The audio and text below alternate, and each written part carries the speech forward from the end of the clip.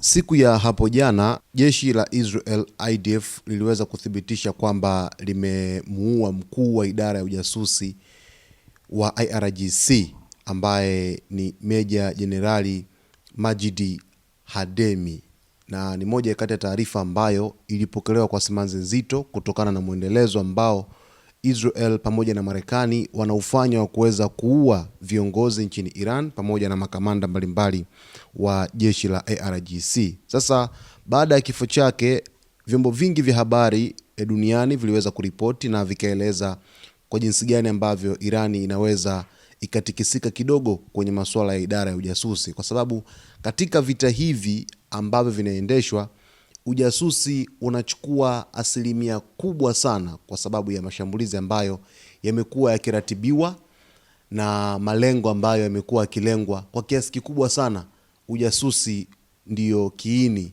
cha vita hii. Hata pia Israel na Marekani wanategemea ujasusi kwa asilimia 100, na vile vile hata kwa upande wa Iran. Sasa kufuatia kifo cha mkuu wa idara ya ujasusi ya IRGC Majid Hademi, ni pengo kwa kiasi fulani kwa jeshi la IRGC, japokuwa atakuja kurithi mtu mwingine. Sasa mapema leo hii kiongozi mkuu wa Iran Mojtaba Khamenei, yeye amesema au amezungumzia juu ya kifo hicho kwamba majeshi ya nchi hiyo hayatatishwa na mauaji ya makamanda wao, na akasisitiza kuwa dhamira ya Iran ni kuendelea kuwa imara licha ya mashambulizi ambayo yanaendelea. Na Mojtaba amezungumza hivi baada tu ya kifo cha Majid Hademi ambaye aliuawa mapema siku ya Jumatatu. Lakini Khamenei aliweza kutoa sifa kwa Majid Hademi ambaye ameuawa, na amesema kwamba alitumia miongo kadhaa akihudumu kwa kujitolea katika sekta za usalama, ujasusi na ulinzi wa taifa. Kwa hiyo alimsifu kwa ujasiri wake, lakini kwa utendaji kazi wa kuweza kulitumikia taifa la Jamhuri ya Kiislamu la Iran kutokana na kuipambania nchi kwa kiasi kikubwa sana, hususan tangu vita vilivyoweza kuanza Februari 28 mwaka 2026 hadi kufikia leo hii. Ni takriban wiki 5 zimekatika tangu vita kuweza kuanza. Kupitia taarifa yake ya maandishi, Mojtaba Khamenei amesema kwamba hata hivyo, safu zisizovunjika za wapiganaji katika njia ya haki ya Iran na ya Kiislamu pamoja na vikosi vya ulinzi vinavyojitoa mhanga vinaunda ngome imara ambayo haiwezi kuyumbishwa na ugaidi au uhalifu.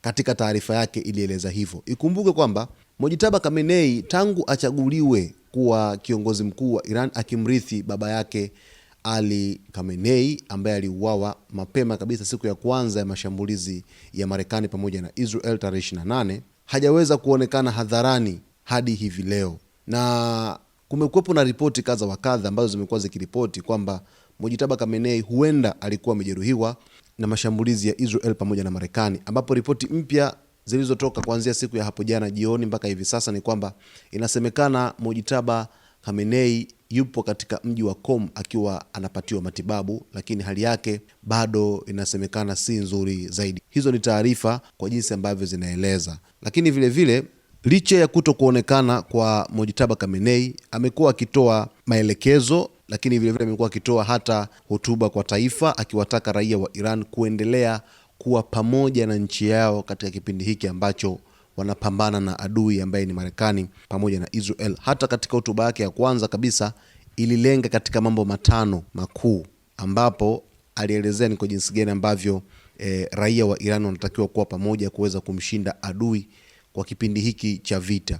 Sasa mtazamaji wetu, niko hapa kuweza kukujuza yote yanayojiri katika anga za kimataifa, hususan pale Mashariki ya Kati, mwendelezo wa vita Israel, Irani pamoja na Marekani wakipigana mpaka hivi leo. Ni kuombe usiache kusubscribe channel yetu, kulike, kucomment pamoja na kushare.